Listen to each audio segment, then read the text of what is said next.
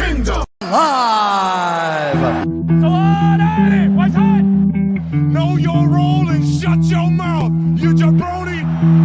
Yeah, when it's grim, be the Grim Reaper and go get it. It's Mahomes' house. And it is good, good, good. Woo! Arrowhead man. The Lombardi Trophy has a red and gold reflection. You gotta fight for your right to party. Woo! Let's go. Howdy, Chiefs Kingdom. It's Wednesday night. It's 8 o'clock. It's Chiefs Kingdom Live. Thank you so much for joining us. Real quick, while you're here, don't forget, click that like, click that subscribe button. Tell a friend, tell a family member, tell a Chiefs fan, tell them to tell some more Chiefs friends. Help spread the word. We'd sure appreciate it. Got an awesome show coming up tonight. We're going to talk about some Chiefs news here. We're going to get to the first dub of the season, the win on the road at Jacksonville.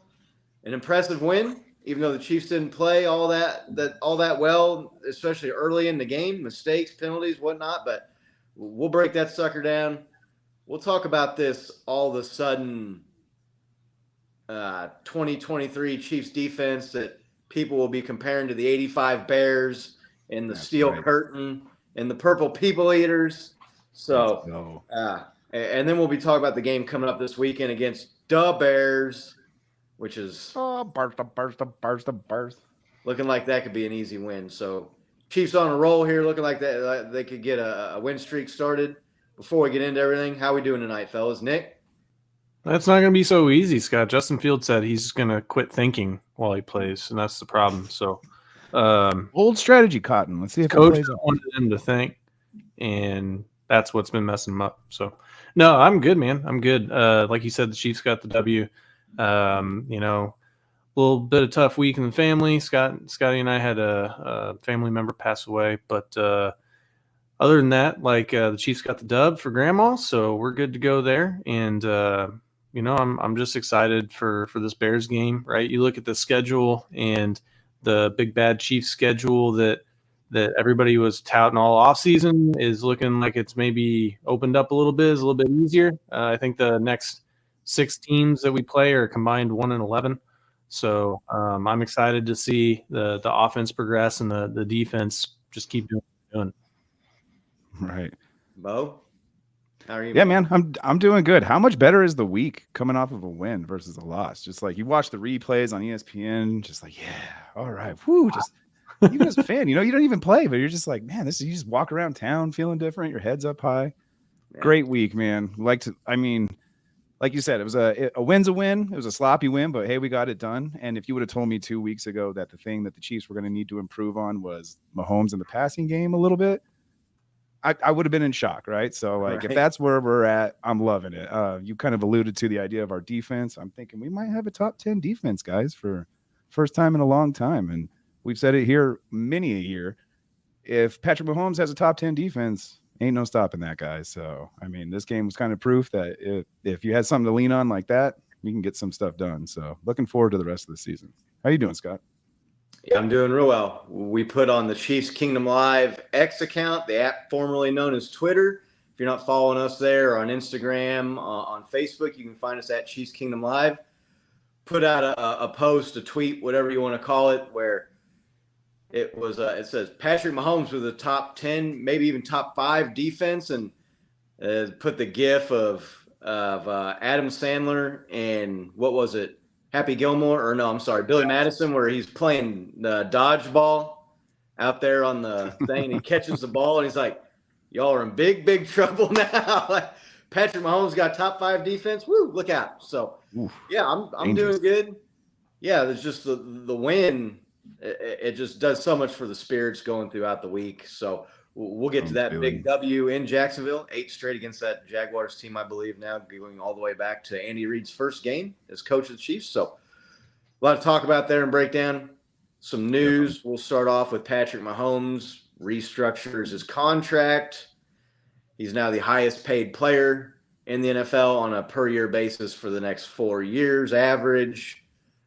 That'll probably change next year because there'll be some other quarterback that is due for a new contract, and all these guys seem like they just one up each other constantly. But what do we think about the contract restructure? There's been a lot of people talking about, oh, does he not care about the team and keeping good players around? And Chiefs Kingdom's been talking about Patty not being selfish. Well, look at him now; he's got the most money. Do we think it hurts the team's ability to get players? What do we think of the new deal, Nick? Yeah, I think we got to figure it out. It actually opened up $2.5 million in cap space this year. Oh, yeah. It's new money, I guess. It's money they moved forward on his existing contract. I do understand some of what people are saying, though, right? That there's this media message of, oh, well, like, I don't care about being the highest paid player. I know these guys are going to make more than me. And then like 2 games in, then it's not only is he the highest paid, but like they literally maneuvered it so he's $1 million more than Lamar Jackson's contract over the next year. So he can say that he's the highest paid. I don't know if he asked for that, demanded that, or if that's just something that they're like, hey, look, we think we can move this money around and do this for you, fully guarantee it. And so just being guaranteed basically a year in advance like it was. But as long as they can still be competitive, and that's what Patrick's always talked about. So I'm sure that they've structured it that way, and then we'll give him all the money. I mean, I don't care how, like, the dude deserves whatever he gets. I mean, it's not a question of if he deserves it or if he's earned it. So it's not really that. It's just, I think people are just wanting to get a lot of championships, right? While we have this guy. And so that's always the concern. Bo, what do you think? Yeah, man, I couldn't agree more with Nick. I'm actually a fan of it. I think it's still a bargain. The guy's worth it, right? Give him all the money. Start 52 rookies on as the rest of the team and Patrick Mahomes, and we'll still be a competitive team, right? I don't mind it. Shuts all the talking heads up, like Mike Florio, who was just constantly berating this contract for some reason, right? I mean, and as Nick alluded to, it's probably going to change in the future. We all know the salary cap's getting it's going to be larger in the next coming years and larger after that, right? So I feel like the Chiefs have some of the smartest guys in the front office, and the way they're moving money around, it's still a bargain. We got the best guy in football. I'm happy with it, and I don't think this was Patrick Mahomes going like, "Hey, I want to be the top rated guy." I think maybe it had something to do with his representation, being like, "Look, all these other quarterbacks are clearly overpaid. You got the guy right here. Let's shut everybody up. Let's pay him and do what you guys got to do." And I think that's what they did. So, yeah. What about you? How are you feeling about it? There's just, to me, the salary cap is it's just so easily manipulated. You could look at it as, well, we're just going to move this money up and pay Patrick a bunch now because we got some younger guys that are going to need new contracts in 2 or 3 years. So maybe Patrick, and we'll see what the cap does. Maybe they move it back. I mean, they could renegotiate it next week again, right? So you see this all the time. Helps the Chiefs this year. They are wizards with the cap, so not overly concerned with it. I do wonder what it does for our ability to give Chris Jones a new deal after this year. I wonder how it affects that. But look, I mean, if you're going to come down to, you got to keep Patrick Mahomes happy or Chris Jones happy. Sorry, CJ, I love you, but we got to keep Pat happy. So quarterback. I don't think that Patrick Mahomes probably went to the team and said this. I'm sure it was probably a situation where the front office and Patrick's agents looked at it, said, "Hey, look at these other guys getting this," and the ownership was like, "Yeah, no, you definitely deserve." I mean, if he's 0.1 million or whatever it is, 100,000 more than Lamar Jackson, it's still the bargain of the century for the Chiefs because Patrick Mahomes should be making 3 times as much money as Lamar Jackson should be making. So kind of like the rare scenario too, where you see it's the actual best player is the highest paid at his position now. Put a post out on the Chiefs Kingdom Live X account there that said now Patrick has the records, the rings, and the most money. Dude's got it all. He's earned it. Well deserved by him. So congratulations, Patrick. Student loans. Yeah, that's awesome. Student loan payments kick in October 1st, Patrick. If you could help a brother out with a little bit of that extra money you just found there, I'd sure appreciate that. But no, good for Patrick. Pay the guy as much as he wants because he's worth everything that he's getting and more. Yeah, completely. Some other Chiefs news. Dante Hall, the human joystick, the real X factor, is going into the Chiefs Hall of Fame. He's a guy that I was a little surprised when I looked up his stats, or I thought he would be higher up on the all-time yardage for a receiver, but he's pretty far down. He's like I want to say he was like the 30th first or the 32nd in yards for Chiefs history by a wide receiver. But when you factor in the special teams plays that he made and just his elusiveness and what he was able to do in the return game, one of the most electric, exciting players I can ever remember watching. What do you guys think? Nick, Dante Hall deserved, undeserved to be in the Chiefs Hall of Fame?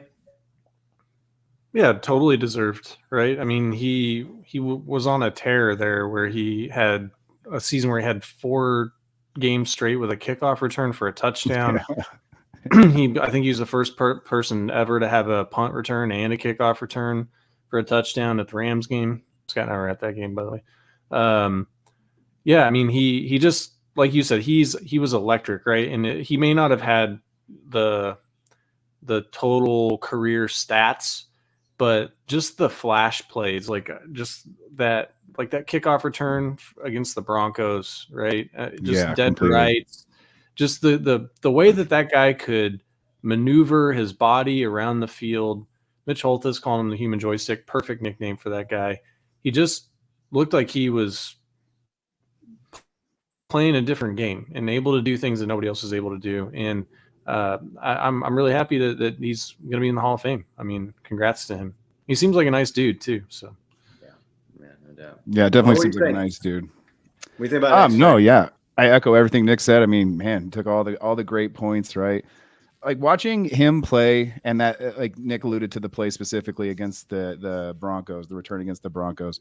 Watching that play now is like watching old UFC fights, just watching so many like fouls get like, blocks to the back and just blindside hits left and right, but still so enjoyable for what it was at the time, right? And like you guys said, just so many memories created by that guy. I was surprised too that like he didn't have more yards, but like he has so many replays that you still know that he deservedly so needed to be in the Chiefs Hall of Fame. Right.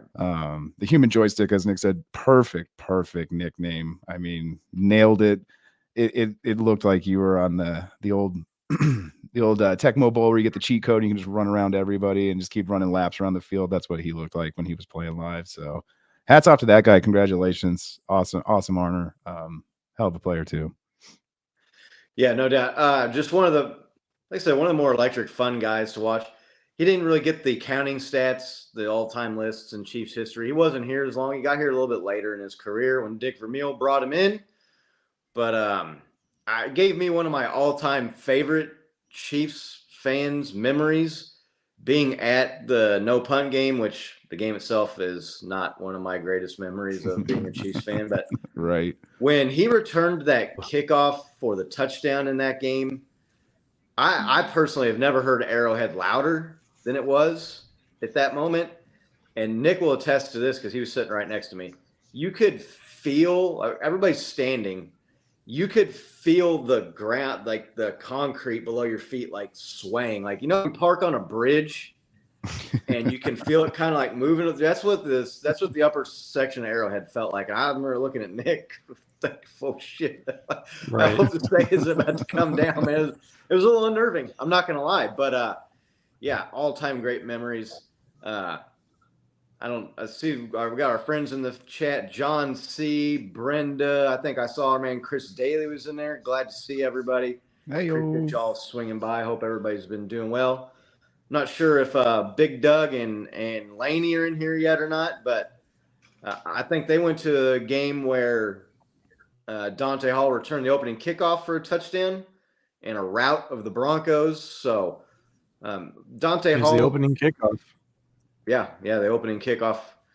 I'm trying to think of what year that would have been. 2004? 2003? Maybe.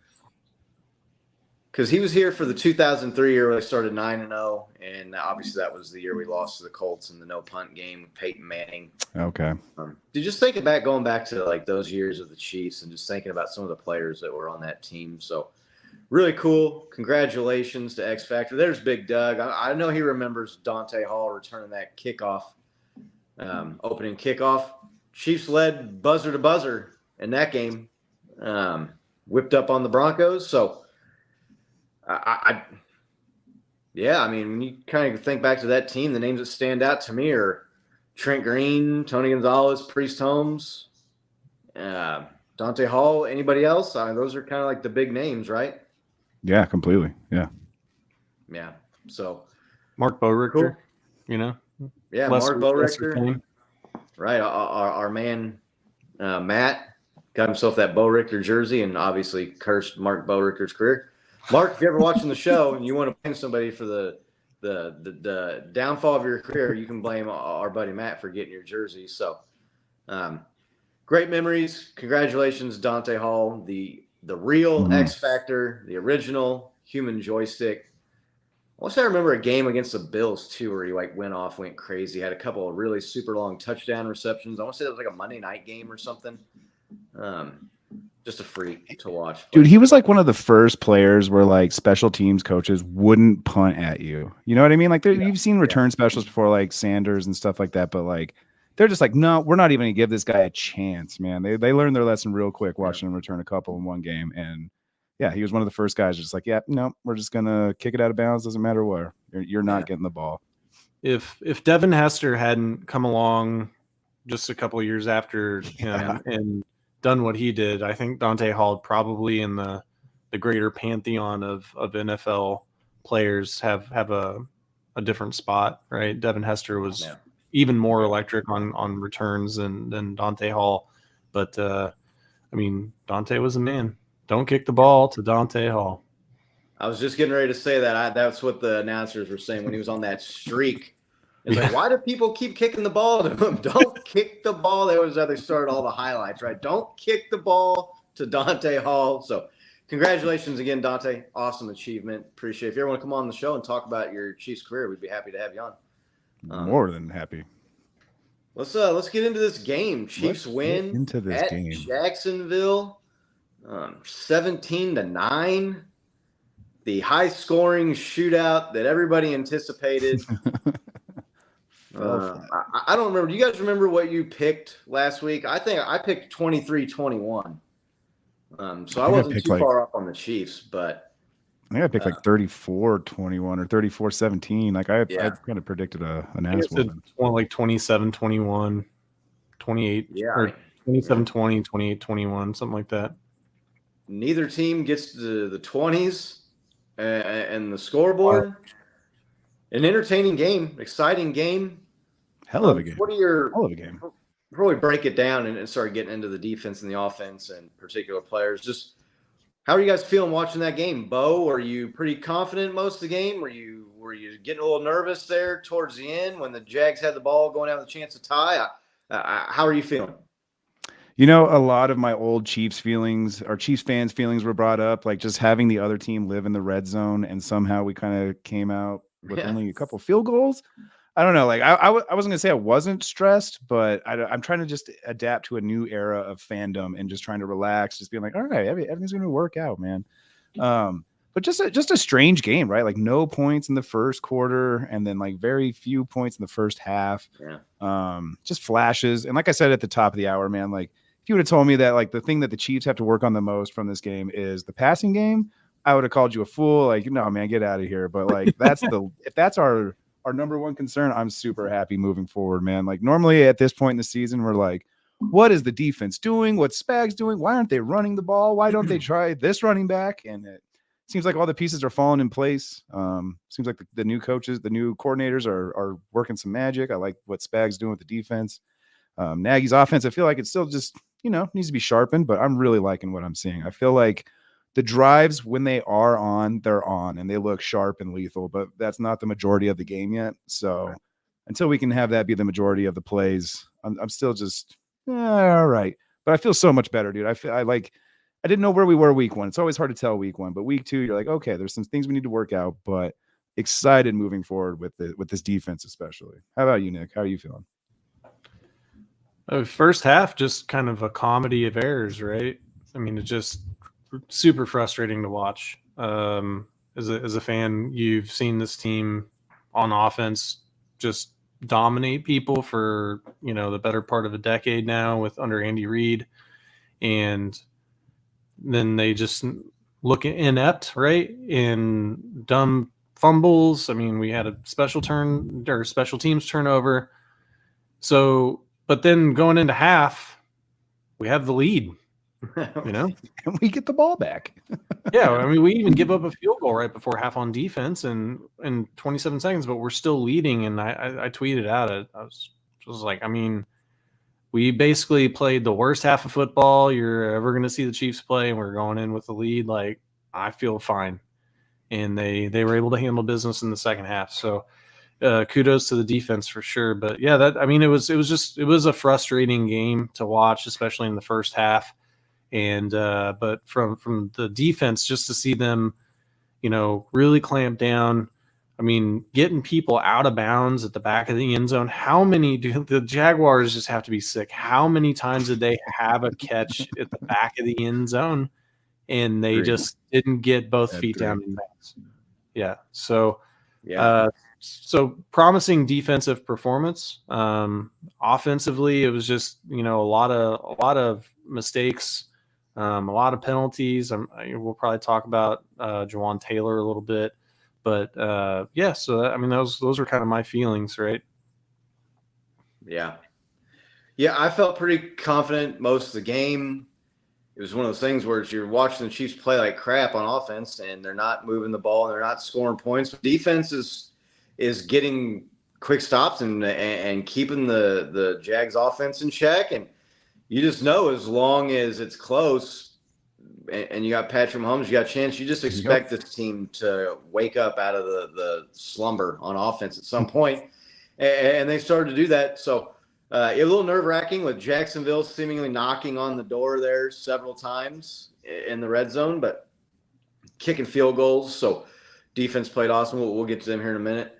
Let's just break down and talk about the offense, what we saw, the good and the bad out of them. First half, I was watching, and I'm thinking, okay, guys, the wide receivers are catching the ball now. And then now they're dropping it after they've caught it for fumbles. And just frustrating. Baby steps at that point. Right, yeah. Okay, now we caught the ball. Now hang on to the ball. Right. Now secure the ball. Yeah, just Patrick Mahomes, he looked comfortable. It didn't look like he was really struggling all that much. He had the one interception there in the first half he was just forcing the ball downfield.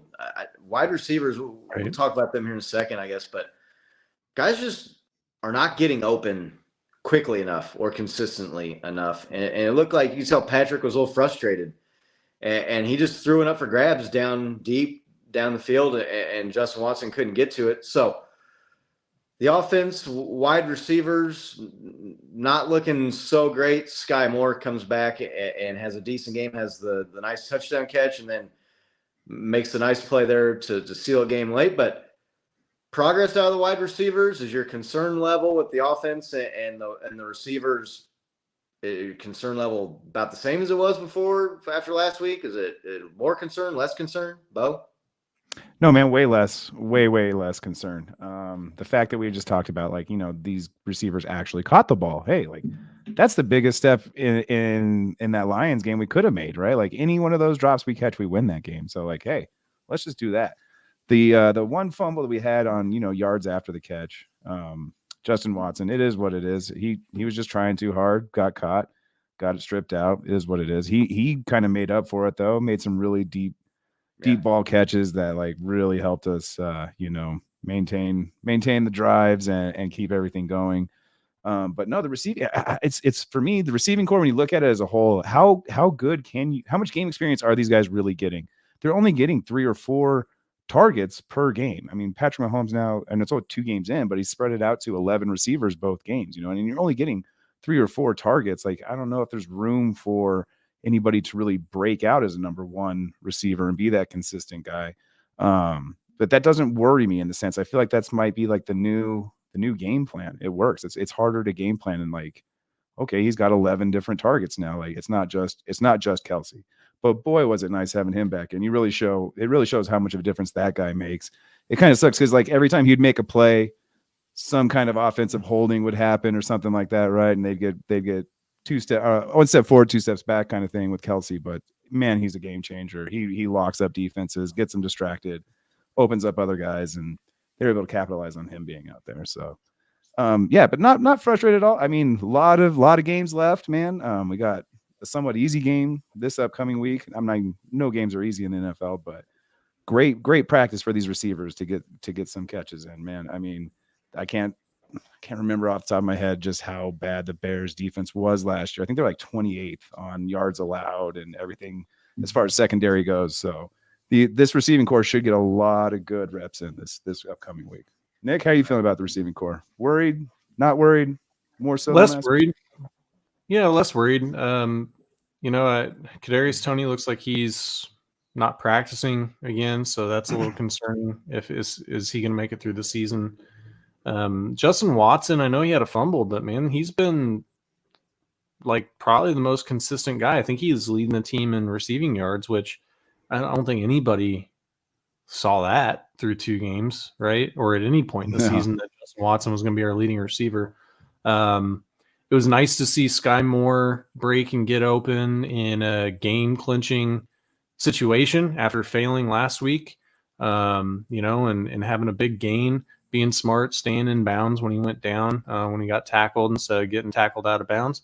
Helped, that was a game clincher. So I'm feeling better. I still really want to see Justin Ross get more reps. And, it is really weird because I know that, he was on IR last year, but I mean, he was with the team. So you would think that he would have the playbook, time with it to understand all the terminology and all that stuff.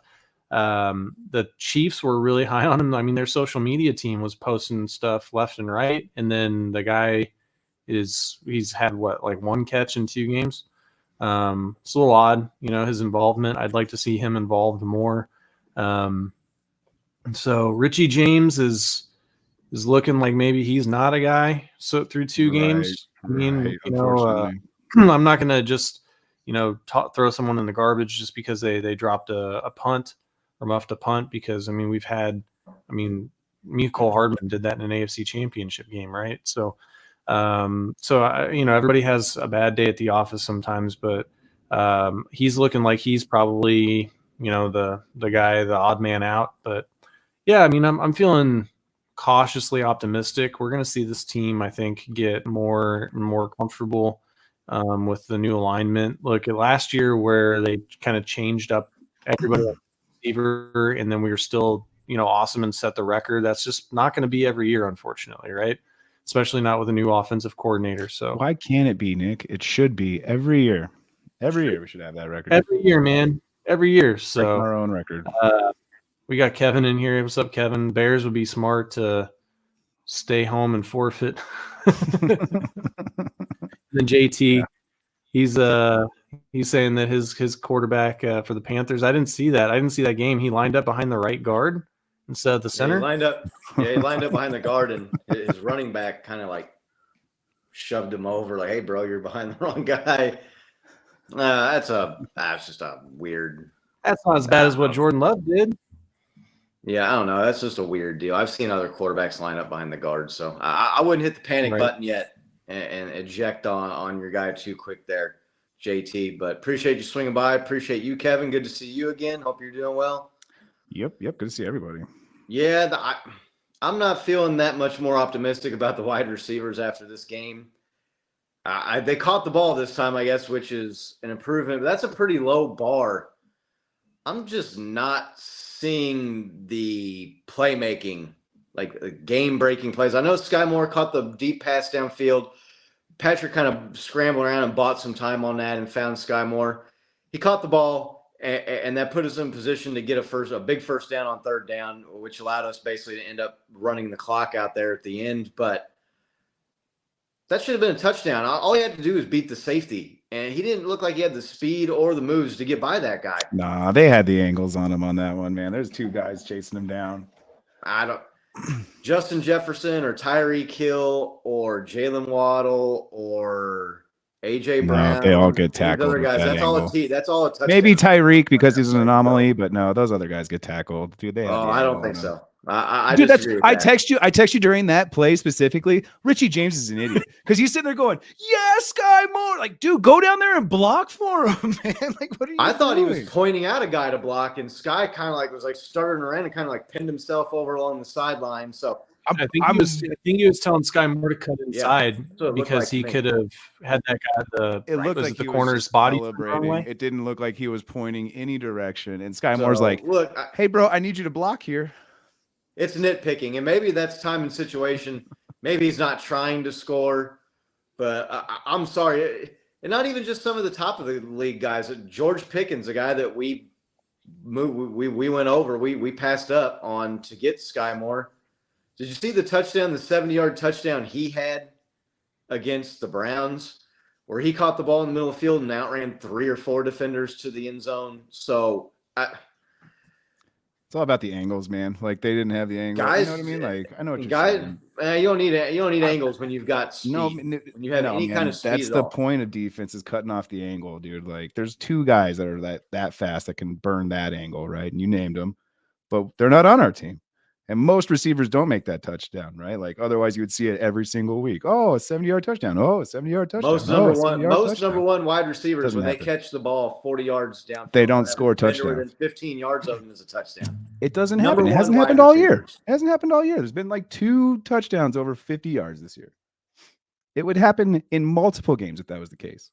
And it doesn't. Where guys catch the ball without a defender within 15 yards of them and can't get to the score edge. A touchdown for 40+ yards. Yeah, that doesn't happen. Guys, how great is it that we're arguing over whether or not a guy should have scored a touchdown? It should have been a touchdown. That's what I'm saying. I love that this is what we have to like nitpick about. I love it. I love it. I mean, I'm just saying a true number one wide receiver houses that. But so it was good to see him.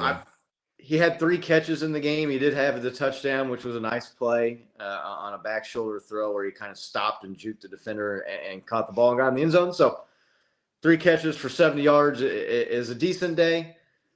Kadarius Toney, to me, he's got an injured toe now, not practicing again. He had 5 catches for 35 yards. He looks to me, he reminds me of Dante Hall, except for like when he jukes guys, he doesn't then like bust it for 20 or 30 yards. Like he hops and jukes around guys and does the joystick thing, but it doesn't really turn into a lot. So I'm waiting to see. MVS is definitely disappointing. As the veteran guy on this team and our deep threat, I don't think I've seen him get behind a secondary, a safety or corner yet where Patrick Mahomes could throw him a deep ball. He's got 2 or 3 or 4 catches on the season. Justin Watson's our number 1 wide receiver with 103 yards. I mean, there's receivers that have had 175, 200-yard games at this point. So I'm still a little concerned about the lack of the big threat, big playability at the wide receiver position. I feel like Justin Ross is a guy that could bring that. For whatever reason, he's not getting on the field and they're not getting him looks. Maybe if the toe injury sidelines him for a little bit, maybe he can start seeing the field a little bit more. Rashee Rice was quiet in the game. He's a guy that's got some speed and some size and could get some yak, but it doesn't look like he's all that open when he's on the field. So it was a better performance in the sense that they caught the ball. Patrick threw for 305. Some of that Travis Kelce was back, which helped out a lot. Didn't look like Travis was 100% to me. So, I mean, they did enough to get the win, but they're going to need more than that when they start playing some of these better teams down the road in the passing game. Travis Kelce. His knee looks pretty good. Sure. He does look pretty good. He punted the ball into the stands, which I've always thought was a penalty. They didn't call it a penalty, so maybe that's because their arms were sore from throwing penalties on us the entire first half already. But Travis Kelce looked to me like he was not 100%. Still went out, though, and had a few nice catches. Obviously had a nice touchdown catch. Could have had a second one, really. I I think Travis Kelce would probably say that was a drop. But good to see Kelce back. Did you guys think Kelce looked 100%? Well, Yeah, I thought he looked fine, man. Like I said, he had 2 or 3 catches that got called back. I mean, had those not been called back, we'd be completely talking differently about his numbers, right? I mean, they look low, but he'd get a 15-yard completion just to get called back by a holding call, right? So, I mean, that happened 2 times that I know of. I think it happened 3. But no, I think he's back, dude. No knee brace, caught a touchdown, punted a ball. Chippy out there, man. He's got like a spark. I don't know if it's like this Taylor Swift drama or whatever. Maybe he's a little backed up, if you know what I mean. But he's just chippy and fired up. Yeah, Travis had the compression sleeve on the knee there, but it was not a brace. So, Nick, what did you see out of Travis Kelce? Did he look like he was 100% to you?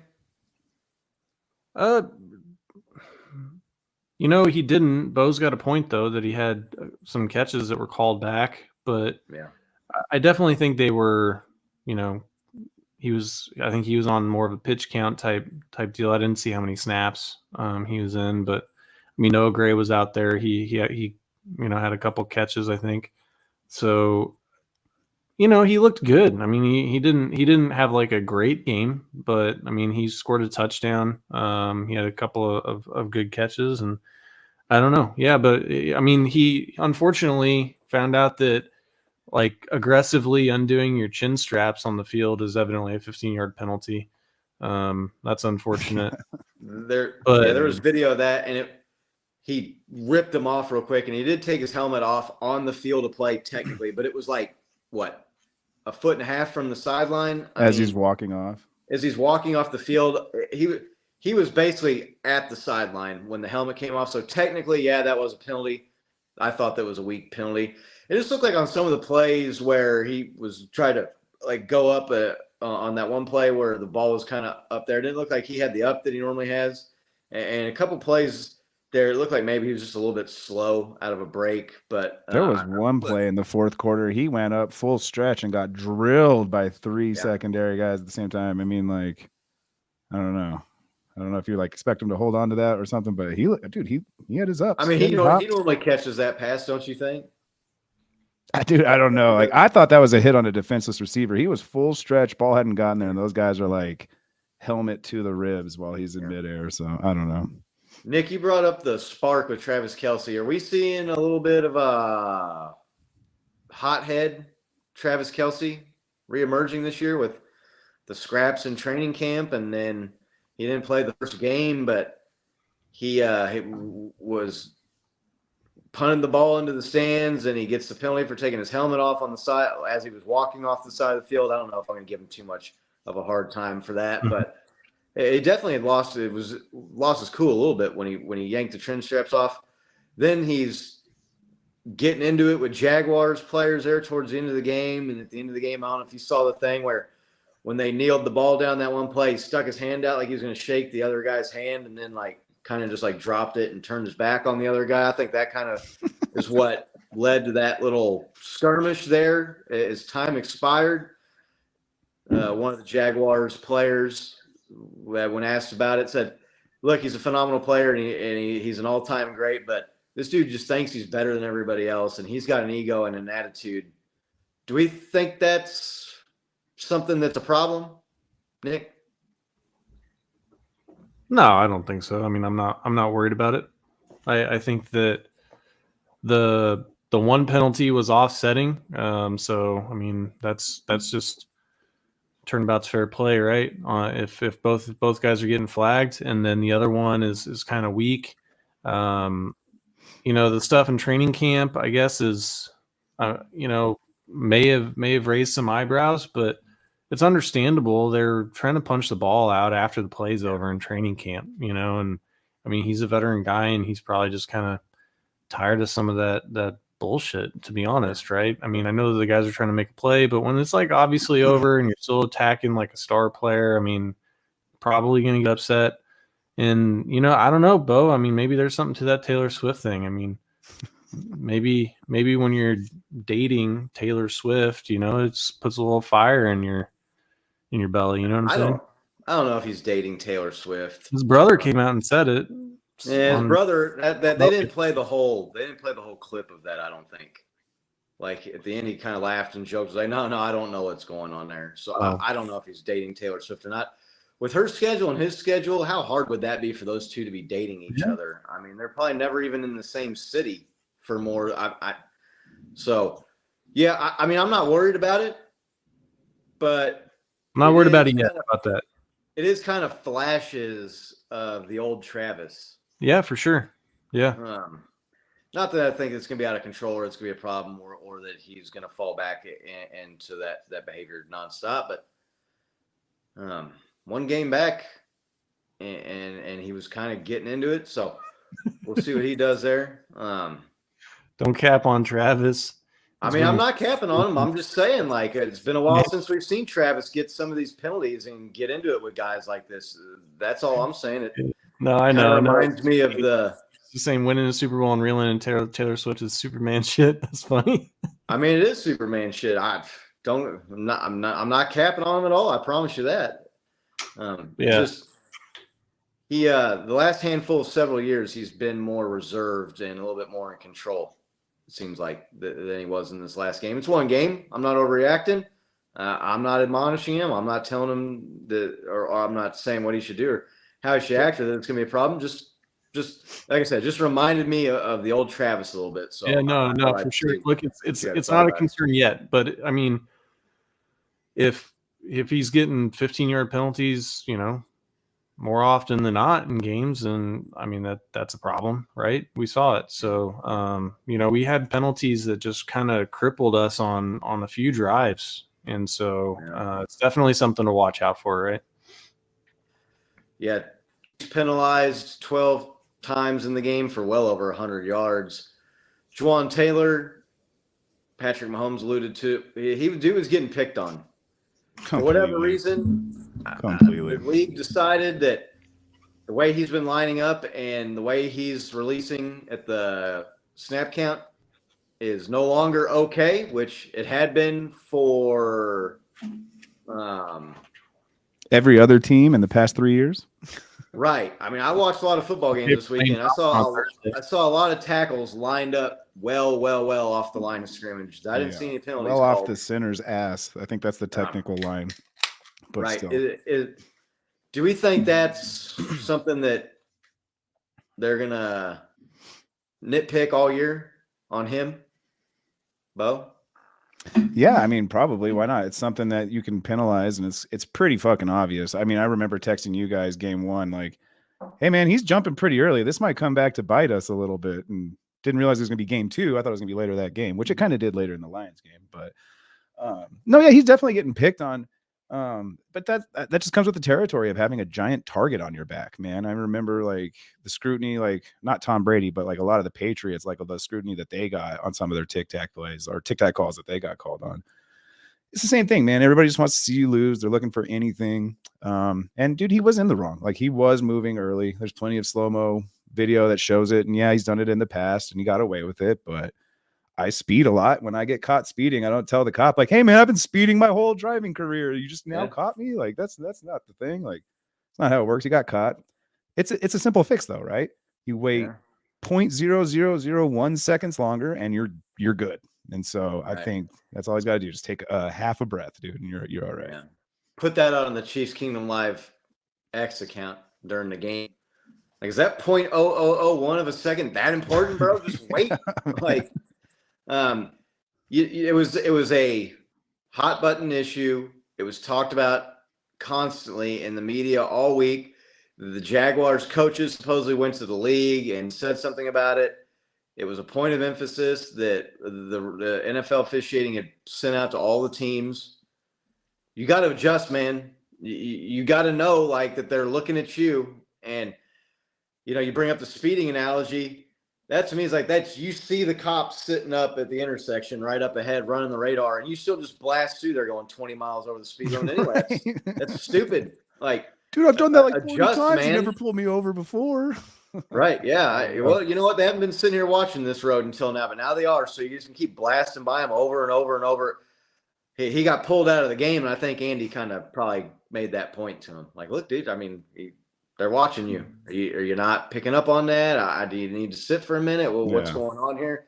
So, Yeah, I think he's going to have to adjust. I think it'll be one of those things too, though. A couple weeks go by, and he probably start sneaking back into it a little bit there. But I would kind of say he even adjusted mid game. They took him out for a couple snaps, right? Because I mean, I think he had back to back false starts, and they took him out for a couple snaps. I think they put in oh man, his name's drawing a blank on his name right now. They replaced him for a couple snaps. When he put him back in, I don't remember another foul, another early start for him after that. And that, I mean, granted, it was towards the fourth quarter, but still, I mean, I saw that adjustment in game, so good on him. Easy fix.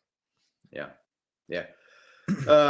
Before we move on and talk about this defense, the running game, Isaiah Pacheco had a couple nice runs, but there really was not much there in the running game again. I know a lot of fans on social media during the game were irritated we weren't running the ball more, but do you watch us when we run the ball? We're not very good at it.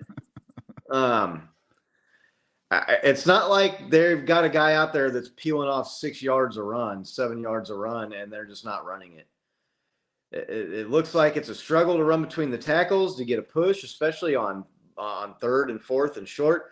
They did pick up the fourth and short on the one run there, but it was sketchy. It wasn't like there was an open hole and he just burst through it for an easy 5 yards. I mean, he had to lower the shoulder and power through there and make that first down.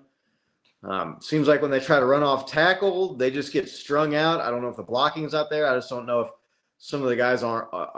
Pacheco was the fastest running back in his draft class, but when he hits the holes or tries to get to the edge, I just don't see him getting the edge. And I fully expected him to have a big, long 50, 60, 70-yard touchdown run by now with the Chiefs. Haven't seen it. The run game is a work in progress. I don't know how much time we want to spend talking about it. They did open up the second half with a nice run there by Pacheco for 30-something yards. But outside of that, there really wasn't much in the run game. You think that's something that gets fixed coming up here soon, or is it they're just going to have to chuck the rock a lot? What do you think, Nick? You're on mute, Nick. You're on mute, bro.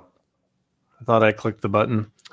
They're going to have to commit to the run a little bit more. I mean, you saw after Pacheco got a few carries, he averaged 6 yards a carry. Now I know that one of those was 30 yards, so that means that there's some other ones that weren't so great, but I mean, that's going to happen in the run game. I mean, they completely abandoned the run game when the receiving when the passing game wasn't working too. I mean, it's obvious the passing game's not working, and then they won't commit to the run. I mean, they need to take CEH and ship him off to Alaska. Every time that guy gets the ball, I just feel like it's a waste of a down. Sorry, CEH and your family. I'm sure you're a nice dude, but every time I see him with the ball, I'm like, we're just like throwing a down away, But yeah, I mean, I think you see it with Pacheco. Like, he has the potential to bust these runs, and I just don't think they're giving him the ball enough, especially when they're struggling in other areas. Bo, what do you think about the run game? Is it something that they get fixed this year, or is it still going to be a struggle? It's one of those things, man. It's just like wait and see for me. Like, I don't think they ran the ball about 20 times both games. So definitely not leaning into it by any means. But if your offense isn't producing, I mean, you can't keep doing the same thing, expecting different results kind of thing, right? So I liked what I saw in Pacheco. I'm still just a little disappointed in McKinnon, right? Like that tired legs nickname's kind of catching up to him. He doesn't look as speedy or as agile as he did last year. But going back to Pacheco, the first half, we just didn't even have a run game. It didn't even look like we were playing with running backs at all, like just an extra receiver wheeling out the back. But then the second half, Pacheco comes out, wheels that 31 right out the end zone, or not the end zone, out of bounds. It, like Nick was saying, it just opened it right up, man. Like, he started getting a little bit more comfortable. You could see him, like, he runs so hard. You can see his helmet bounce side to side as he runs, right? Yeah. Later in that game, you could kind of see him like calming down, looking for those lanes. So I think it's just more or less a matter of time getting the reps. When you're only running the ball 20 times, you're splitting it between 3 people. You're not going to do much 6 or 7 runs a game, man. Like, it's just in the nature of the numbers, right? So I agree with Nick. They have to implement it a little bit more to see more results, I would imagine. I mean, at this point, I wish they would just ditch Clyde Edwards-Helaire, bring up P. Ryan, and run the ball with Pacheco, and Pirine and see what you got. Yep. Jerick McKinnon, he made some nice plays when he catches the ball. It's just I think that secret's kind of out now. Like they were used to be able to kind of leak him out into open space and you get ahead of steam going. Teams are not falling for that. Anytime he kind of like sneaks out into the flat or out off the edge, someone's on him like right away. Right, I agree. But I'm saying like last year, it seemed like what to the point you were making. I think last year he had the skills and the speed to juke players and get 10, 12 yards after the catch. Didn't really see that this game. Yeah, I just haven't seen him catch the ball with a whole lot of like space around him this year. It seems like whenever he goes out there, like I said, whenever he kind of like squirts out there and they throw the ball to him, someone's just waiting on him and they close down on him. By the time he catches the ball, he don't really have a whole lot of time. He's not a spring chicken either. So yeah, I mean, he's definitely not as elusive as he probably was early in his career. But I think that as time goes on here in the season, I think they're going to find ways to get him the ball with a little bit of space so that he can make plays because the guy showed that he could do it last year. He's just a guy that's going to need a little bit more space and a little bit more sneakiness, a little bit more of that surprise factor to get him the ball for him to really, really be effective. So, yeah, I agree. Decent game, I think. Before we talk about the defense, one last thing. Thank you, Doug Peterson, for going for it on that fourth down there at the end of the first half. Dude, your defense is playing good. The Chiefs are out of sync, and you go for it. What was it, 4th and 5? 4th and 4 midfield. Chiefs get the ball. They go down. They score a touchdown. They've got the lead at half. Dumb move. What is it with these coaches and just not understanding when you go for it and when you don't go for it? For the longest time, though, I feel like the Chiefs always had a problem stopping 4th down conversions. Like no matter what, I think the Chargers picked up on that pretty early, right? It was just one of our Achilles heels. But 4th and not 5. with this defense. Not with this defense, though. 4th and 5 with the way your defense has been playing and the Chiefs struggling to move the ball in that first half and the turnovers and the penalties. That was I was like, thank you. I didn't think they were actually going to do it because they went out there and I think the play clock ran out or something. They called timeout. Yeah, it looked like they were just going to like try to do an offsides jump or something, right? Right, trying to draw them off or something. They went for it and it didn't work. So kudos to the defense for making a stop on 4th and 5 there. We'll switch gears, talk about them. Let's do this. This defense looks nasty. Man, at all levels. Chris Jones was back making plays. I think they had 4 sacks in the game total. George Karlaftis is at 2 sacks on the season already. Yep. Defensive line's been looking good. Linebackers, Leo Chanel's looking like maybe the game's slowing down for him in his second year. He's seeing the field more, making nice plays. Bolton is a beast. Oh, go the other way. Bolton is a beast. You guys Yeah, didn't hear it here first, but God dang, that guy had himself a game. A little bit of a scary scene there when he was sitting on the ground and they're looking at his leg. It was not making me feel very good, but he came back into the game shortly after that. So that's good news, obviously. Secondary, Trent McDuffie and L'Jarius Sneed, they locked down Zay Jones. Oh, man, did they? Calvin Ridley. Made them non-factors in the game. I think Ridley had 23 yards on the day. Zay Jones, who had a really good year. If you play fantasy football, you know who Zay Jones is. Last year, really good wide receiver. Got goose-egged, 6 targets, 0 catches, 0 yards, 0 touchdowns. A couple of those plays were on the Jags receivers, I thought, not getting feet down in bounds. But a couple of them, the Chiefs defenders made it hard, especially that first one. Trent McDuffie just locked that dude down and suffocated him and just ran him right out of the back of the end zone. Yeah, completely. So Jalen Watson made a nice stick on a little bubble screen or whatever. Nice stick. That was the Madden hit stick on 3rd and 3. Came out there and read that play and took that dude down. Missiled him. I mean, torpedoed him, whatever you want to call it. Picture perfect tackle, right? Like shoulder pad into the dude's stomach. Right. Just Christian. I think it was Christian Kirk he hit. Yeah. Christian Kirk ended up having a nice day at over 100 yards, 10 or 11 catches. But Nick, what are you seeing out of this defense? I mean, usually it's the defense that starts slow and has to catch up to the offense. Now it's the offense is starting a little slow this year, trying to catch up to the defense. What are you seeing? What are you liking so far out of the Chiefs defense? Yeah, I mean everything you guys mentioned. One thing I will say is that they still have been giving up quite a bit of yards. They're middle of the pack in the league, given on yards given up. So I worry. We've seen this with the previous Chiefs teams, right? Where it's like, oh, they're like a bend but don't break. You remember everybody talking about that, and then like all of a sudden, there's a point in the year where like I don't know if it's just luck or if it's just regression to the mean. Where your red zone defense is going to be at a certain point, and then it those start going from field goals into touchdowns, and that's my concern. But I mean, yeah, like getting opportune sacks, getting back there, sticking people. I mean, getting in there and knocking the ball down. McDuffie, I mean, pushing guys out of bounds. That's such a smart play, right? Where a guy's in the back of the end zone and he's going up for it, and instead of trying to go for the ball, you just knock him out of bounds, and then it's like, well, you can't catch the ball. I mean, we had I think it was Cook. I mean, really had a read on a pass better than the receiver. He was probably going to make a play at an interception until he got tackled, which evidently isn't a penalty. God, yeah, that's not a penalty.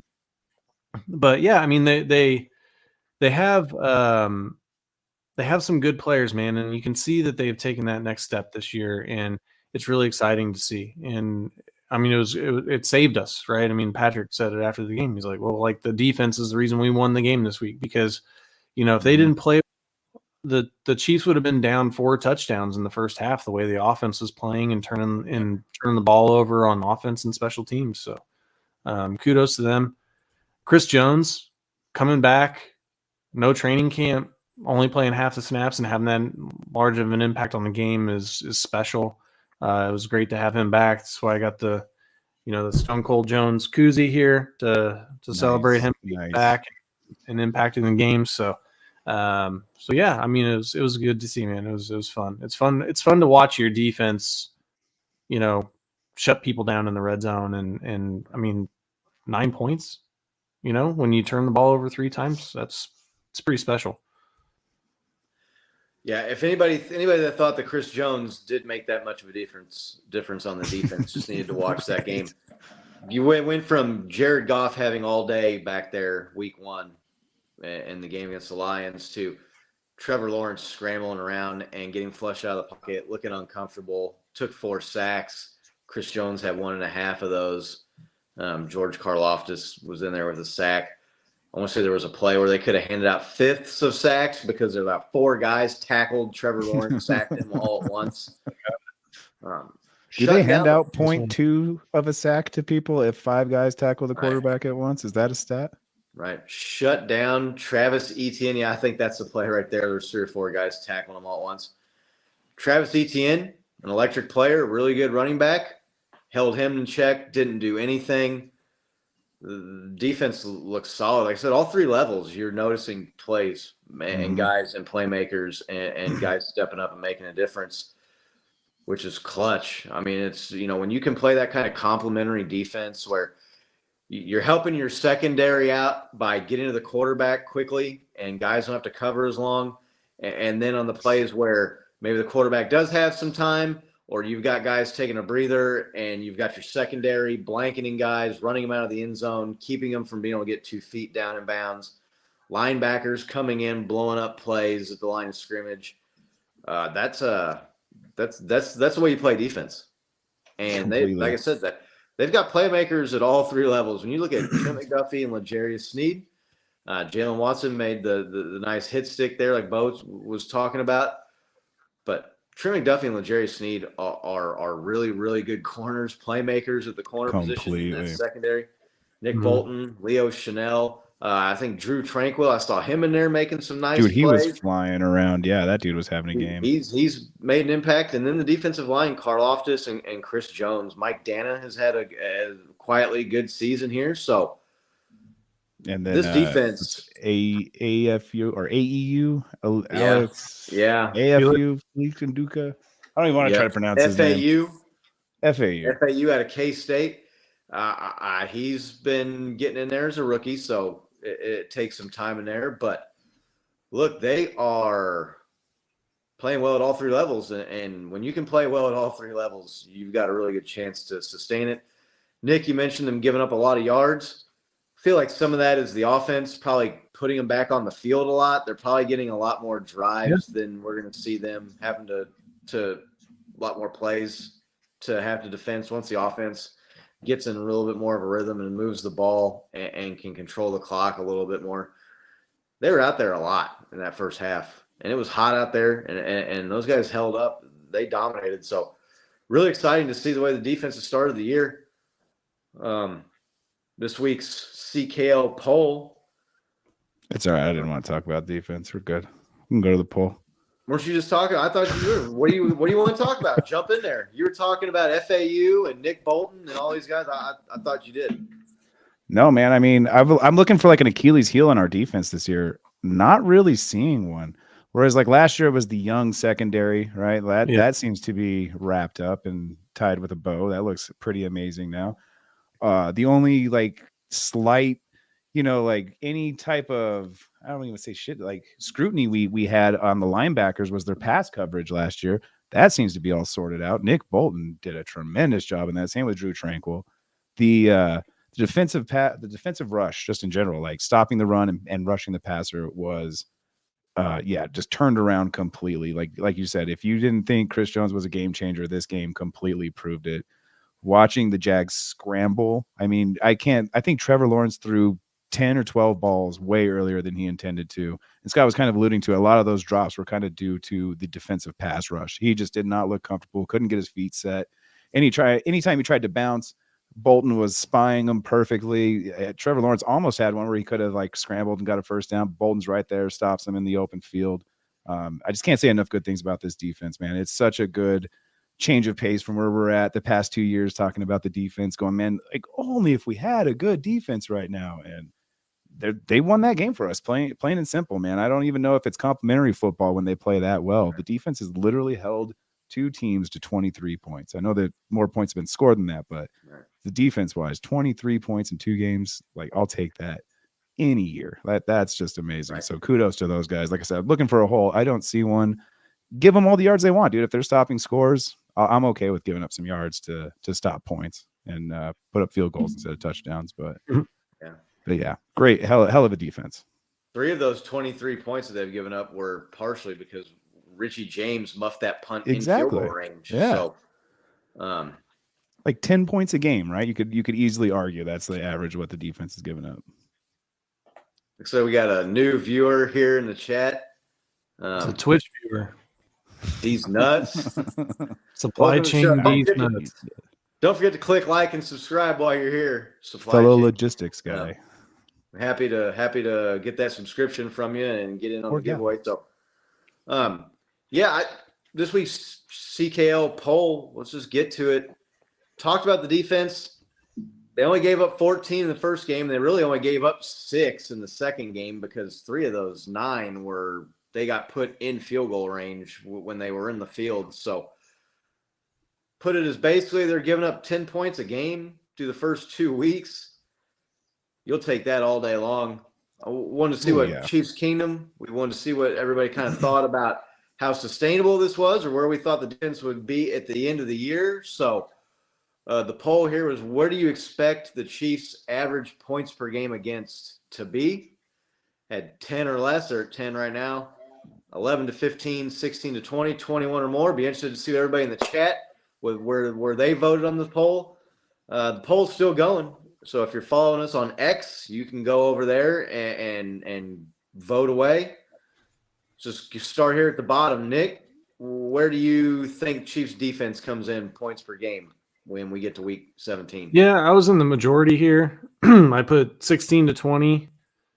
I just feel like we've got some good offenses that we're going to be going up against. I mean, Josh Allen, I don't expect Joe Burrow and the Bengals to play like they've been playing the first 2 games all season. No. So I just think that we're going to have some teams, the Eagles that are going to score points on us no matter how good our defense is, just because that's the way the league is set up, right? The league is set up to favor offense. So I think 16 to Yeah. 20, and I think that's good enough. You know what I mean? So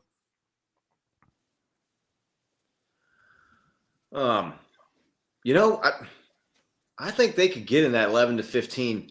You look at some of these teams they are playing coming up. They do not have good offenses. The Bears' offense The sucks. Jets. They could hold the Bears to 7 or 10 here. The Jets coming up with Zach Wilson, he does not look good. That offense, I think the Chiefs could come in here and lock that defense down. The Broncos have not looked particularly nasty on offense. Russell Wilson had a good half against Washington, but other than that, he's kind of looked like he looked last year for that team. Yeah. Yeah. They play some teams that don't have great offenses. So, you play a Bengals and a Bills and an Eagles, and they might get 20 something on you. But if you can get some single digit outputs, I mean, the Jaguars are a good offense. Trevor Lawrence was a top 5 rated quarterback the second half of last year. Calvin Ridley went off week 1. He was one of the best route running wide receivers in the NFL. His last year in Atlanta before the suspension, he was a top, I want to say 3 or 4 yardage guy in the league at wide receiver. Zay Jones, fine player. Travis Etienne, those guys got weapons on that Jags team. I was surprised that the Jaguars didn't score more points. I was really surprised. I said last week on this show that I thought it was going to be a tough test for the Chiefs, and it was going to be a grinded out, gritty, tough, hard game to win. Chiefs won it a little bit more comfortably than I thought they would. I thought they'd win by 2, 3, 4 points. They win by 8, but man, if they can shut that offense down, I think I like their chances. Even at some of these other, maybe Chargers offense, maybe a Bills offense. Bills offense didn't look too good against the Jets defense. Jets defense has obviously got playmakers on there too. They got Sauce Gardner. They've got a really good secondary. Quinnen Williams, but I mean, she's got Chris Jones. I feel like they can match up pretty well with the Jets defense. Man, I like their odds. I really want to go 11 to 15. I just want to think that this is for real and that they've been investing on that side of the ball with draft picks. You've seen it. They've got guys, if they can stay healthy. Charles Omenihu is another pass rusher that is going to be coming into the fold here week 7 for that last half of the year. I voted 11 to 15. And I'm going to tell you right now, if the Chiefs defense only gives up 15 points or less on the year, Chiefs are going to have a really good record. Fuck yeah. Because Patrick Mahomes, Travis Kelce is going to get back to his ways. Someone is going to emerge. I feel Justin Ross and Rashee Rice are going to come alive in this offense. No disrespect to Tony or MVS or some of these other guys. I'm sorry. I just don't see it with them right now. MVS has had a number of years in the league where he's never really been able to take over that number 1 wide receiver role. I want to say the most yards he had in his career was last year with the Chiefs, and I think he barely scraped 800. Does not look like he's getting open. Does not look like he's the deep threat that the Chiefs are expecting him to be. So, yeah, this offense gets humming, and the defense can hold people in that. If you average 15 a game, I mean, that means you're holding people in that, 11, 12 to 16, 18 points a game any given week, maybe a little under 15, a little over 15. Chiefs are going to win a lot of games with the defense. Do you think some of this is like the Big 12 effect? Where it could be. The defense gave up a lot of points because we were scoring a lot of points. Yeah, I mean, there is something to that. I've always hated that Herm Edwards mindset, though. Oh, I got to slow the offense down to help the defense. No, Chiefs are scoring. I mean, when they're scoring 30 points a game and they're losing to the Rams, I'm not blaming the offense. I'm not going to blame the offense for scoring 50 against the Rams and losing. The defense gave up 50 because you scored 50. I'm not buying into that. But, Bo, where are you getting in on this poll? Where do you think Chiefs defense comes in at the end of the year? Yeah, first of all, hats off to the 20 or so people that voted for the extremes there, man. You got to be very optimistic. Think you're going to be holding 10 or all less. these teams 10 or less. That's a big ask, right? Yeah. I was with Nick. I was in the majority just because, a little regression towards the mean. I mean, I would love to see this defense play as lights out as possible, as long as possible. But I'm with Nick. There's just some really good talent that we're going to face. And it's an offensive league, right? As much as good as your defense is, it's geared towards scoring touchdowns. So, I mean, these guys are playing as well as you can. And Jags are still able to move the ball down the field.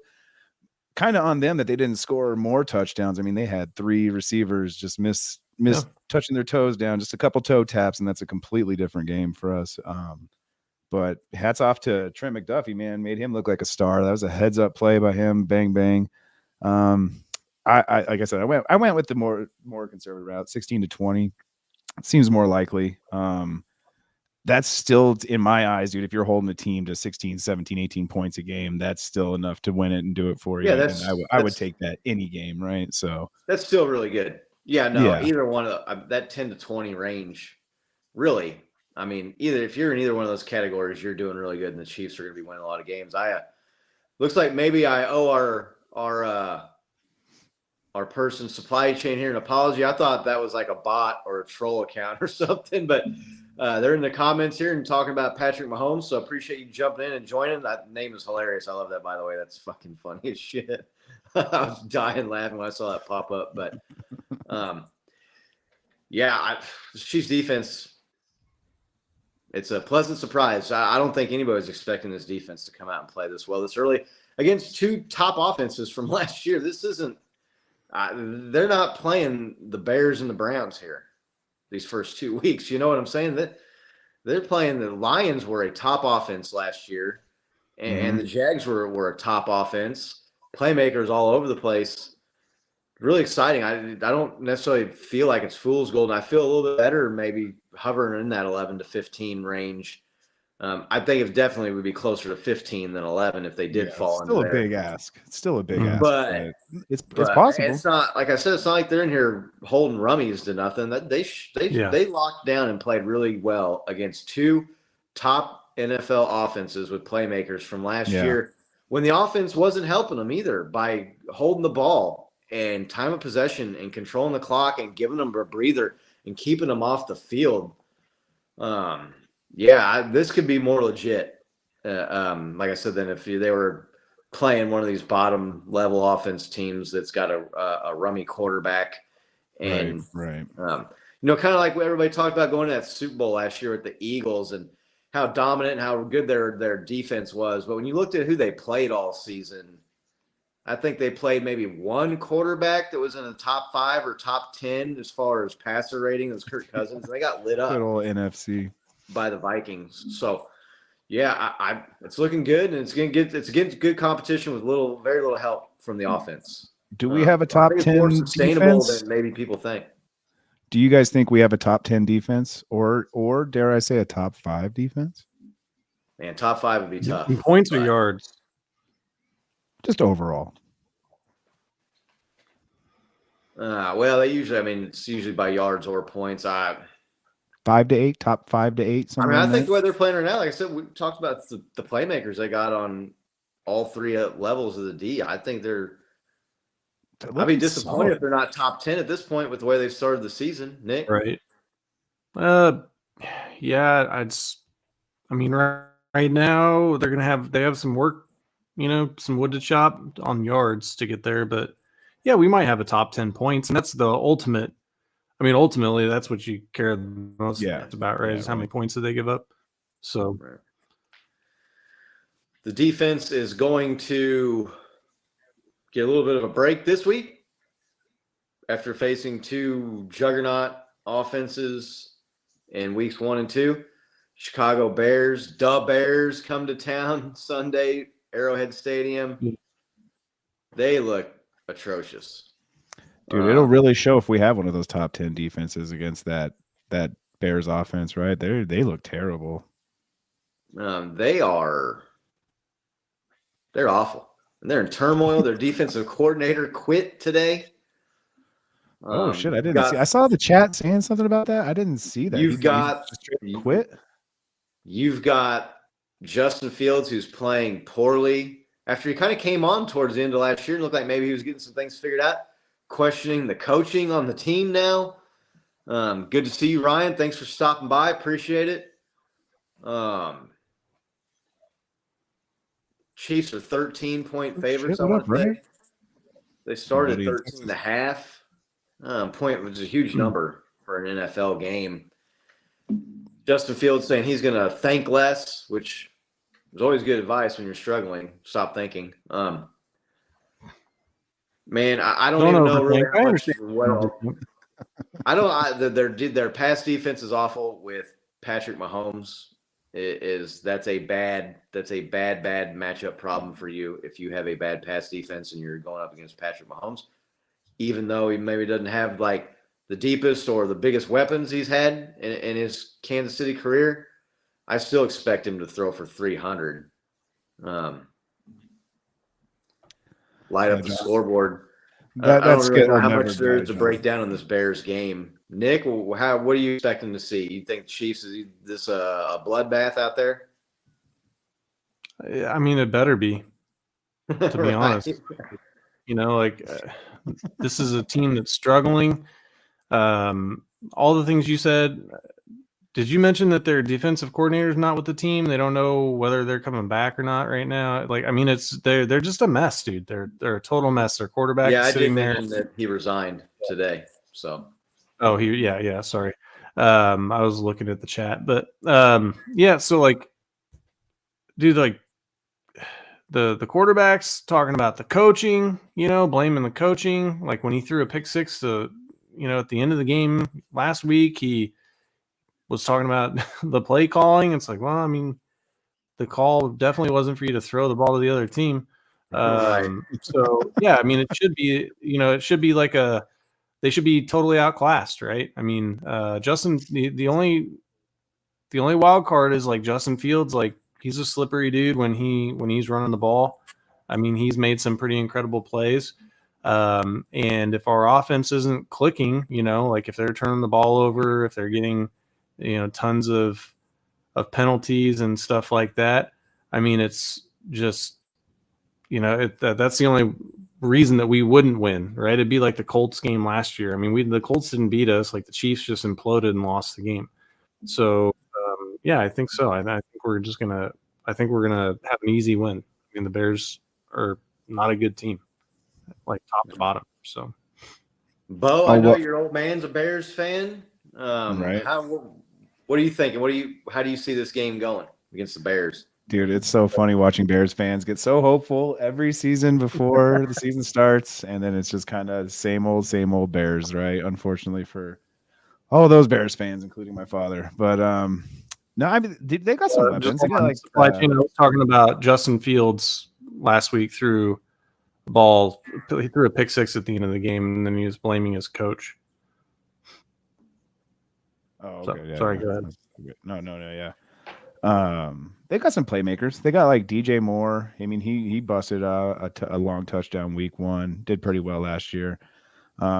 Justin Fields can be dangerous if he just decides to bail instead of hold the ball in the pocket. But no reason we shouldn't just absolutely come in and lay the brick to this team. They allowed like 6 or 7 sacks last year, most yards than any team. Their offense just looks atrocious. Their defense can't stop anything. No reason for us to just come in and roll shop. Like I said, if our defense is clicking, like you said, I'd be super hopeful to hold them to 7. Like you pointed out, that's a big ask, I feel like. But well, within our wheelhouse right now. So our man Shippy joining us. Good to see you, bro. Hope you're doing well. Thanks for joining in. Thanks for hopping on. Looks like we got some Twitch viewers here, some music folks. Thanks for swinging by. Click like, click subscribe. Right. Appreciate the compliment there, supply chain. Yeah, it's the Chiefs Lounge down here. So, look, Chiefs have been able to bottle up Lamar Jackson in the past. The Chiefs have proven that they know how to play these running quarterbacks. Just make Justin Fields throw the ball and beat you. Put a spy on him. Yep. Make sure you're disciplined on the edges. Mm-hmm. Don't let him get outside on you and break contain. And it's going to be a long day for the Bears. Good friend of mine's flying out from the 505 here this weekend to go to Arrowhead. He's a Bears fan, and he Hey, said hats off to talked him and for coming being a out here. diehard and going I out there. talked to him and coming out here Jumping in before the the Lions season den. started. Hey, I expected you have the no Bears to be better. expectations, right? I mean, that's the best. I expected the Bears to be better than they have been this year. I didn't expect them to be great, but I thought Justin Fields Same. maybe was figuring some things out last year. Same. I mean, he's questioning the coaching. Yeah, I understand the plays not to throw it to the other team, but maybe he's right. Maybe the coaching is bad. There's bad coaching in the NFL. There's no question about that. Look, I mean, Right. how many times too? I feel like we used to see teams draft quarterbacks and like, oh, we're going to teach them to be a pro quarterback and how to stand in the pocket and throw. And the guys failed because that wasn't what they were good at. Right. Yeah, I mean, if your player's struggling and he's overthinking and maybe you're overcomplicating the offense, maybe tailor it to where he feels more comfortable and does what he, can do what he feels better doing and can do what he does better. So I don't know. I mean, that's not something you say in public. It comes off as sour grapes and it comes off as poor leadership, but that don't mean it's not true. That doesn't mean the Bears coaching doesn't suck. Maybe they both suck. I don't know. So I heard Nick Wright and Colin Cowherd talking about like coach quarterback combos, right? And how like some mesh, some don't, but winning kind of solves everything, right? You can have completely conflicting quarterback coaching ideologies, but if you're winning, doesn't kind of matter kind of thing. Just interesting take. Right. But yeah, no, for sure. Clearly not meshing there in Chicago. You see anyway, the Chiefs don't just win this game by 10 to 17 points or more. Maybe if the Chiefs have another game where they have 10 drops and 3 fumbles and a muffed punt and a missed field goal, I mean, they're going to have to beat themselves. You know what I mean? Right. Yeah. The Bears aren't going to beat them. The Chiefs will have to beat the Chiefs if they lose. Right. Yeah, this is our game to lose for sure. Right. Yeah. Let's get to our players of the game then and give our score predictions. Everybody in the chat wants to weigh in on who you think your player of the game is going to be. Bo, who's your player of the game this week? Offense or defense? Are we just going to go? Either one. Just doesn't matter. Doesn't matter. Pick either side of the ball.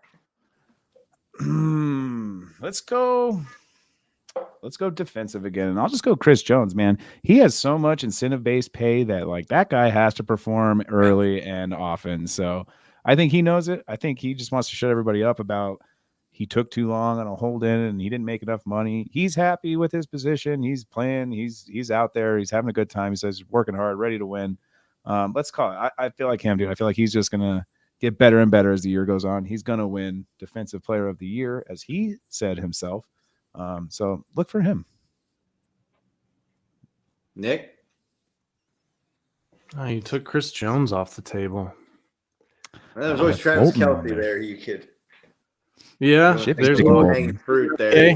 My man Shippy. Bolton is That's a beast. like a cheat code for player of the game, right? Take the gravy. Yeah, if you want to take all the gravy and none of the biscuit. I didn't take Patrick. I didn't take Patrick. Come on now. Yeah, Patrick Mahomes. I think this kid, Patrick Mahomes, he might have a good game. Let's go with Travis, man. I think that he's going to be another week past his knee injury. I think he's he is probably frustrated with that last game, right? And losing some of those catches. He was pretty close to getting a second touchdown. That I think we talked about that earlier. He usually makes that catch. So yeah, I think he's gonna ball out, man. He balls out against subpar teams. I mean, just makes them look silly. So Super change these nuts. Got Kelce and Taylor Swift players in the game there. There you go. Let's go. What if she came out to the next game?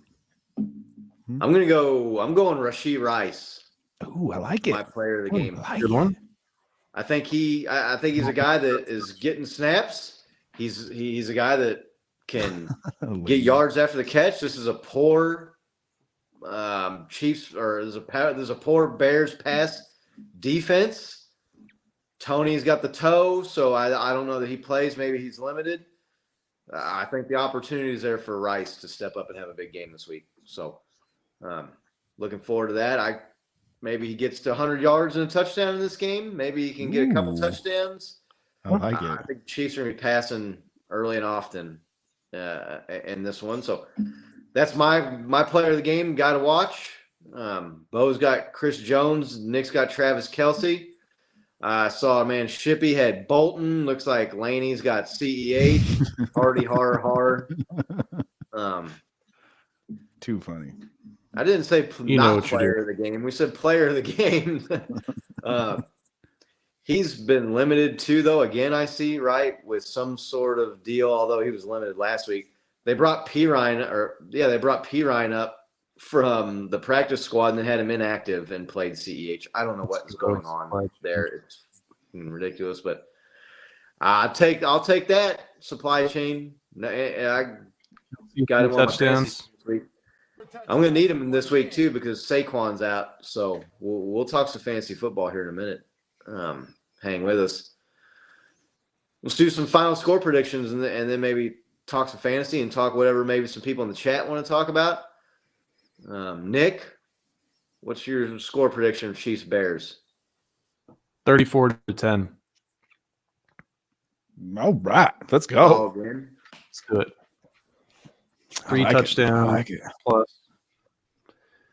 It's the week. The Chiefs their offense is gonna wake up. They're gonna have a better game. It's a get right game, right? I mean, what do they call those in college? The tune-up games. It should be like a tune-up game for the Chiefs, right? I mean, going against a team that, I mean, was the worst in the league last year and is winless and hapless this year. So, Bo? Let's see, man. I agree with Nick. I think it's going to be a little bit more offsetting than the last couple games. So I'm going to say let's do 31-14 with the Bears getting some junk time, getting a junk time touchdown. Otherwise, I'd say 31-7. Keep your stat alive, picking the defense to hold teams under 7 points per game or 10 points per game, but I'll go with 31-14. I'm going 38-9. Beat down. Ooh. And I think they keep the Bears out of the end zone. If they keep the Jags out of the end zone, they better be able to keep they better keep the Bears. 3 field goals again? They better not let the Bears in the end zone after that Jaguars team, I'm telling you, that's a good team with playmakers on offense, and they locked them down. So, yeah, they better be keeping them out of the end zone. Maybe the Chiefs don't run the score up on them, but, yeah, I think the Chiefs are aching. I think Patrick Mahomes is aching to have a big game, light up the scoreboard. Yeah. You know they want to. So, this defense is there to be had, and the Chiefs defense has been playing well against a poor Bears offense. I'm going 38-9. My prediction. Here comes the chat's predictions. We got a couple in there. Supply chain D's nuts got 38-17. I like it. There we go. We'll take that. Yeah. Laney 28-10. 28-10. Shippy 24-6. Yeah. I like that. Let's go. 24-6. Yeah, that's a good. I like that prediction. That could be pretty accurate. Especially if the Chiefs get up big and start running the ball a lot, maybe in the fourth quarter. So right. John C with a 34-10 bid there. Everybody's going with a touchdown or two spread there. Nice. Yeah, no, that's Chiefs are going to cover that. I almost feel like I'm going to take my buddy Dan when he comes in from out of town this week out to like Hollywood Casino so we can get some action on some sports maybe. And watch bet on the Chiefs. You're gonna love it. You're gonna win. Right. 76-12. I'd take that for sure. It could be. Dude, they could throw up a 50 burger, I feel like. I mean, if the offense is clicking and the defense is playing shutout, this could be one of those games, right? I think the offense is struggling. You think it's going to happen, Bo? Yeah. I think the offense is struggling a little bit right now with the wide receivers to be putting up 50 even on the Bears. But if they're going to do it, this is probably one of the weeks to do it. So just want to talk about fantasy football. Let's say it. If you comment burgers right now and the Chiefs throw up a 50 burger, I'll buy you a burger. Comment burger right now in the chat. There we go. This week. Here we go. Get that burger emoji in there. How do I comment on this thing while I'm actually watching the shit? I got you. I'll buy you guys burgers too if we throw up a 50. All right, sounds good while I'm on the show. There you go. I did. Want to talk a little fantasy football here and then maybe see with the chat if they got any questions or anything before we wrap it up. Fantasyland is a new segment we're doing this year. We're talking about fantasy football. Nick looks like he's figured out how to do it. So Laney's in there. Look at our man supply chain. Rack Tech. There we go. Texas Tech. I'll take that. I'm no fan of West Virginia. Last week, if you recall, I told you to go out and get George Pickens on the Steelers. With Deontay Johnson's injury, I thought he was going to be in for some workload, and he produced. So you could have got him low. Bo, you got any? If anybody in the chat's got any start sit? I don't even know if anybody watching right now has a fantasy football team, but any guys you're sitting there wondering, should I start this guy or sit this guy or? I don't know if you saw the Chiron down there. It says fantasy football. Do what Scott's doing. Don't do what Bo is doing. Right. I have so many questions for you, Sky. How do you score points in this thing? I don't know what I'm doing, apparently. No, I mean, You just I start have the really best good players. I have Jamar Chase and AJ Brown scoring a combined total of 5 points between the two of them. Just, early week 1 and week 2 woes. That's not going to be the same. If you have a good player, my advice is just wait it out. He's going to come back. Joe Burrow's not going to be terrible forever. No. But if you want to sit some, that's the key. Don't overreact over 1 or 2 weeks. It's a marathon, not a sprint. There's a lot of games. Joe Burrow is going to be fine this year. If you should probably trade Jamar Chase off of your team, Bo. Although I will say for this I'm week, jinxing him, I'm keeping him on my team. I will say this week, Joe Burrow puts you in a precarious spot because he's got the calf injury, he's questionable, and he plays Monday night. So you're going to have to make up your mind on whether you're going to roll those dice and play him this week. You might want to. It's one of those things. Do you sit Jamar Chase? Even if they roll out the backup, isn't that who he goes to? Right? Exactly. No, there's guys that are insta starts, as I like to call them, and Jamar Chase is an insta start. You must start that guy. You never put Jamar Chase on your bench. Don't overreact to a week or two of bad football or bad. AJ Brown and Jamar Chase are going to be fine. They're gonna have big weeks, and you're gonna feel like an idiot when you sit them on the bench and they rack up 180 yards and 2 touchdowns. 23 points. You're just like, you're looking at 30 points sitting on your bench. So don't do that. Don't do that. All right. The move I am doing though is I'm sitting Trevor Lawrence. I'm gonna play Deshaun Watson though. Ooh. I know, dude. I went so late in getting a QB, so that's kind of like my options were like Jared Goff, right? Like I'm kind of at the bottom of the barrel, but Trevor Lawrence just isn't really performing. So I got to do something, dude. I scored 49 points this past week. That's just a bad week. He's got shit show. Don't do what Bo's doing. Remember the Chiron. Don't do what I'm doing. Chiron right there. Do not start Deshaun Watson over Trevor Lawrence. Who do the Jags play this week? Oh, that's a good question. Who do they play? They play like a really good defense or something. I don't care. Houston. They play Houston. Oh, dude, Bo, do not play Deshaun Watson over Trevor Lawrence against Houston Texans. But Deshaun the points. But have you seen Trevor Lawrence perform? He got 7 fucking points this last week, dude. He missed 3 touchdown passes, and I was like, I'm thankful he missed them, but like, come on, from a fantasy perspective, you got to make those throws, my man. He made the throws. The guys didn't get the feet down. He's gonna be fine. Don't overreact.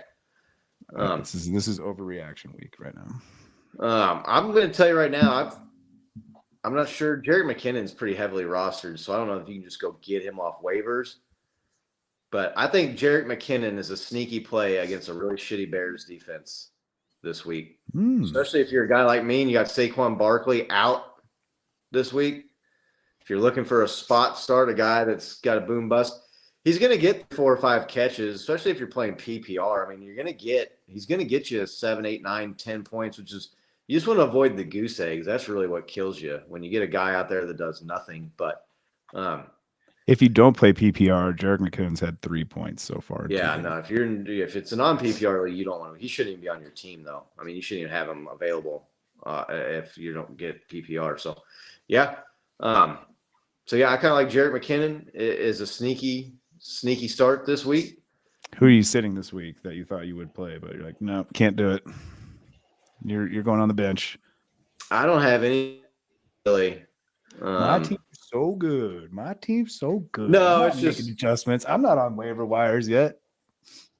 No, it's just I don't know. I feel like Joe Burrow, I might sit him, but that's just because he might not play. And it's Yeah, I Monday feel like night. one more If week he doesn't though, play right? Monday Like night, drop him. you're out, right? You Right. get nothing.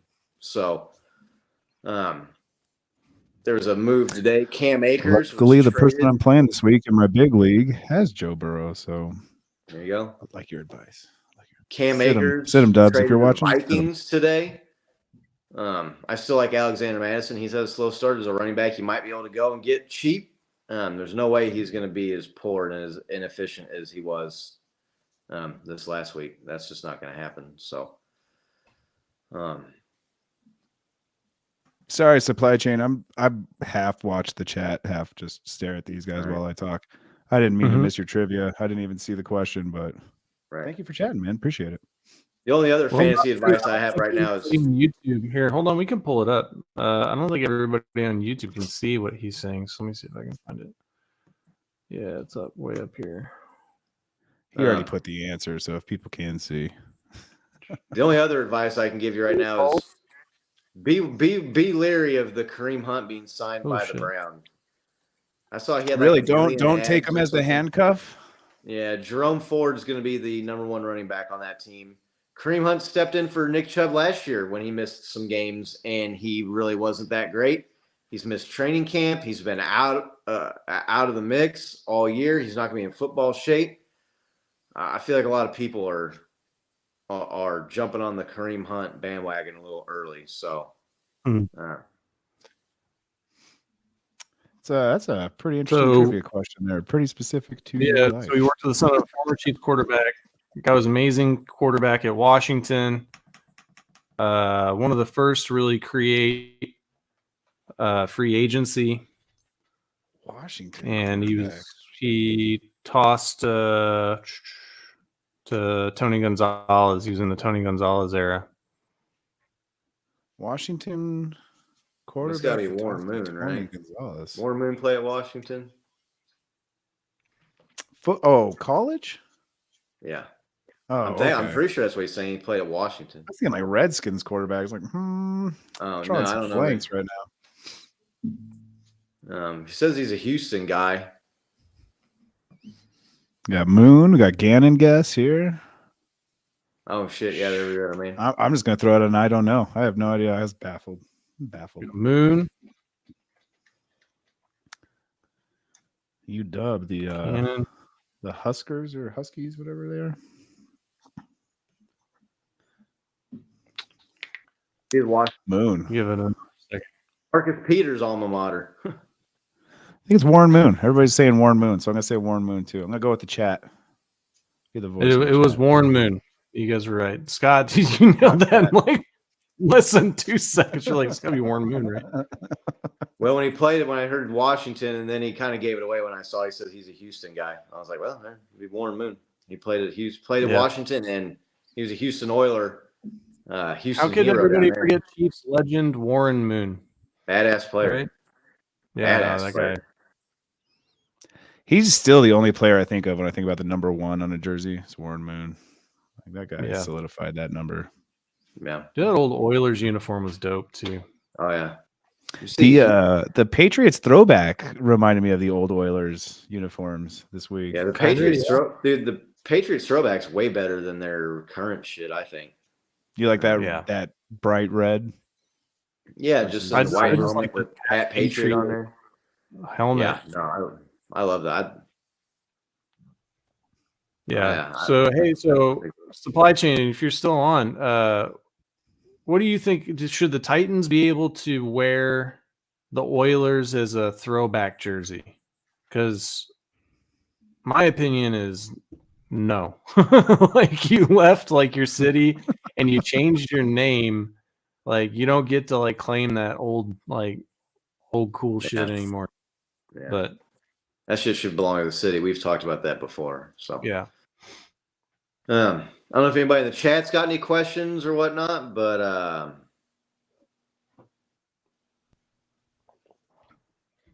about out of stuff to talk about. So yeah. There you go. Can they? Sure. Should they? F no, yep.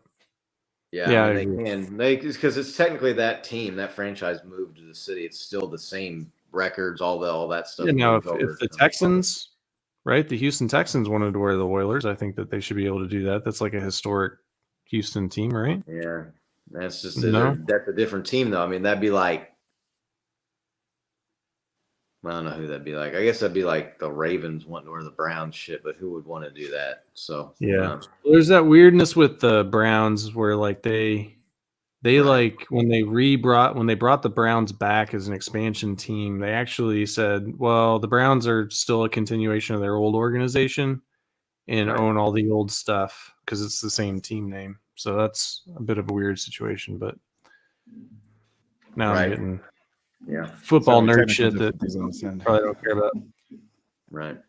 So John Clifford saying, anyone see the Lane Johnson stuff? No, I don't know. What do you mean specifically Lane Johnson stuff, John? I didn't see it.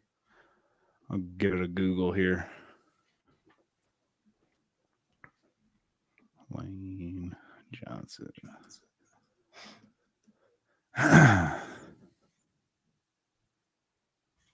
Not seeing anything. I have no idea what he's talking about. Just see I all mean, the I don't. stats and stuff. Yeah, I don't know what's. I mean, I saw Lane Johnson doing all the same stuff he's always done in the Thursday game and not getting any penalties, if that's what you're talking about.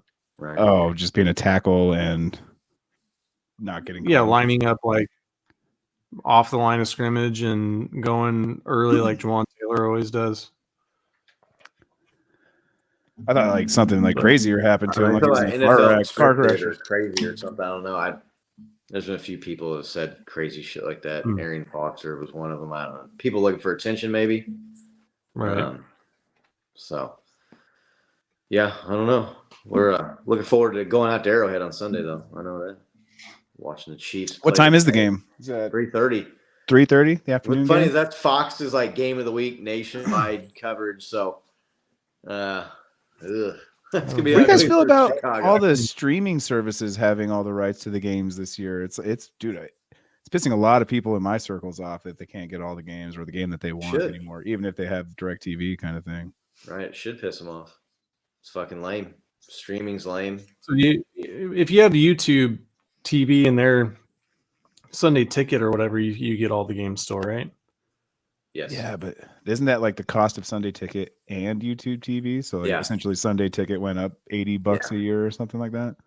Yeah, it's a stupid amount of money, but I mean if that was the only way that you could watch the Chiefs and you weren't interested in going to the Pirate Bay, right? It's a fine bake. It's a bad rap, man. Everybody's really nice there. I don't get it. Yeah. It's not as dark as people proclaim the dark. Everything's free. It's pretty illuminated. Right.